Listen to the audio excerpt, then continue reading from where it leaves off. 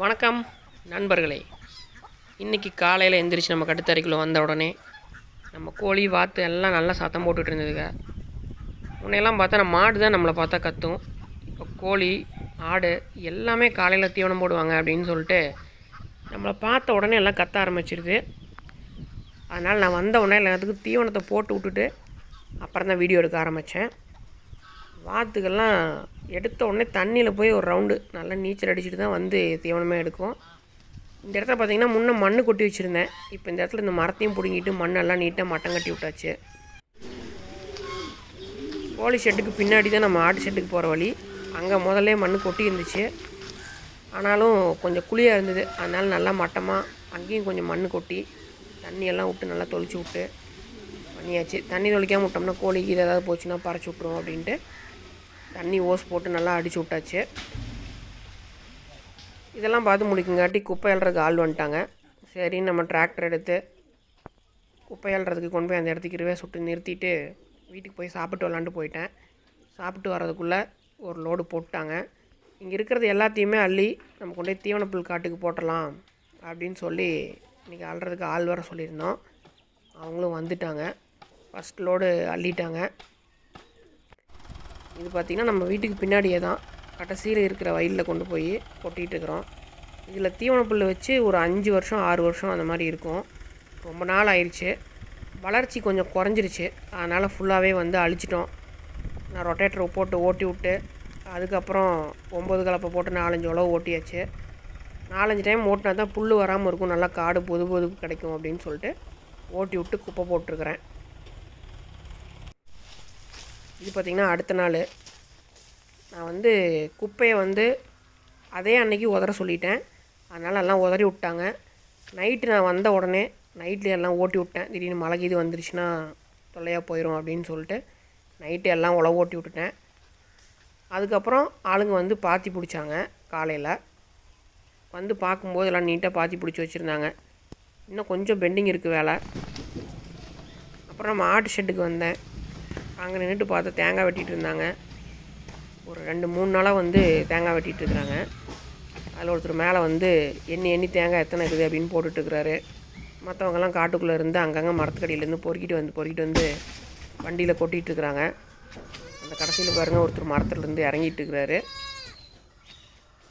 இது பார்த்திங்கன்னா ஒரு 2.5 மாதம் 3 மாதத்துக்கு ஒரு டைம் வந்து வரக்காயெல்லாம் வெட்டிட்டு போயிடுவாங்க. நம்ம வாட்டர் ஆப்பிள் பாருங்கள், இது வந்து சீசன் கிடையாது, ஆனால் வருஷத்தில் 2 டைம் காய் வரும். இடையில வர்ற காய் சீசன் அப்போ பார்த்திங்கன்னா மரம் ஃபுல்லாக காயாக இருக்கும். அதுக்கப்புறம் நம்ம தோட்டத்தில் வேலை செய்கிற வந்தார். சரி இந்த கரணையெல்லாம் இன்றைக்கி வெட்டிடலாம் அப்படின்னு சொல்லிவிட்டு கரணையை வெட்ட சொன்னேன். பாத்தி பிடிச்சதுலாம் நெடணும் அப்படிங்கிறதுக்காக. இது வந்து பழைய வீடியோலேயே நான் போட்டிருப்பேன். மக்காச்சோள நேப்பியர் அப்படின்னு சொல்லி கொடுத்தாங்க. இது ஆக்சுவலாக சூப்பர் நேப்பியர் மாதிரி தான் இருக்குது. மக்காச்சோள நேப்பியரான்னு தெரில. நம்ம வளர்ந்து வந்ததுக்கப்புறம் மாடு எப்படி சாப்பிடுதுன்னு பார்ப்போம். அங்கே பார்த்து முடிச்சுட்டு அப்படியே நம்ம கட்டுத்தரைக்கு வந்தேன்.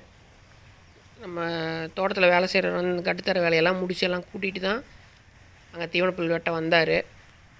சாப்பிட போகிற டைம் வரைக்கும் எல்லாம் வெட்டிட்டு அதுக்கப்புறம் மாடெல்லாம் கொண்டு போய் மேய்ச்சலுக்கு கொண்டு போய் காட்டில் கட்டிட்டு வந்து அப்புறம் மீதி வேலை செஞ்சுக்குவார். நான் நம்ம வேலையை பார்க்குறக்கு ஆஃபீஸ் கிளம்பிடுவேன். நம்ம மயிலக்கண்ணெல்லாம் காமிச்சு ரொம்ப நாள் ஆகுது. இந்த பின்னாடி படுத்திருந்த அந்த காலக்கண்ணு வந்து பால் மறந்துருச்சு. அது கூடி சீக்கிரம் கொடுத்துர்லாம். சேவலக்கண்ணு பாருங்கள் நல்லா பெருசாகிடுச்சு. நல்லா பால் விடுறதுனால நல்லா உடம்பு நல்லா சூப்பராக இருக்குது. நம்ம போய் நின்னோம்னாலே பக்கத்தில் வந்து கொஞ்சிட்டு நின்றுட்டுருக்கோம்.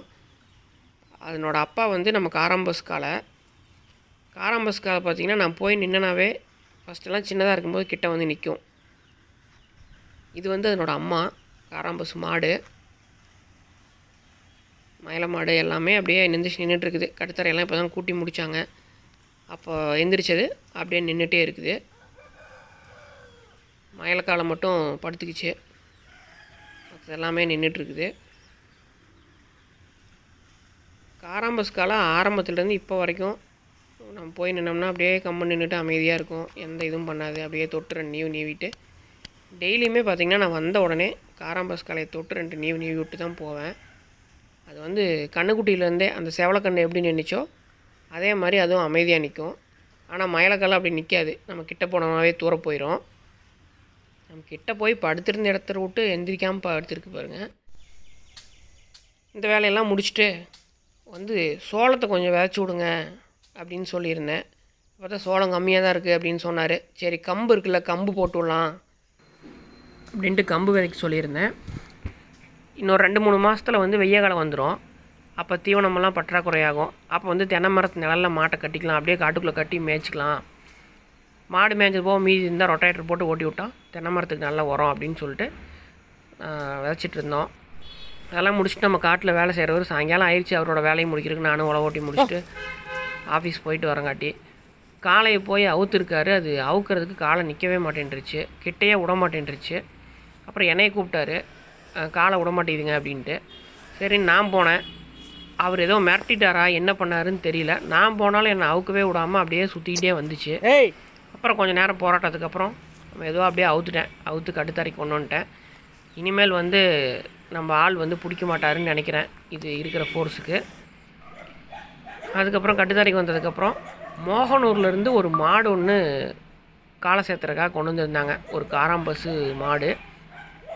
அவங்க கொண்டு வந்ததையும் அந்த மாட்டுக்கும் சேர்த்து விட்டுட்டு இன்றைக்கி வேலையை முடிச்சாச்சு.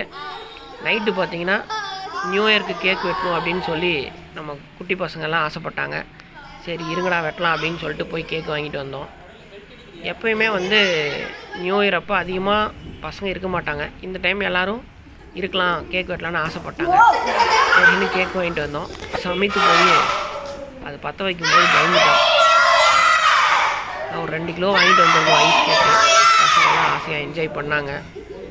இப்படி தான் நாங்கள் நியூ இயர் கொண்டாடினோம். எல்லாத்துக்கும் ஹாப்பி நியூ இயர். அவ்வளோதான் நண்பர்களே இந்த வீடியோ. நன்றி.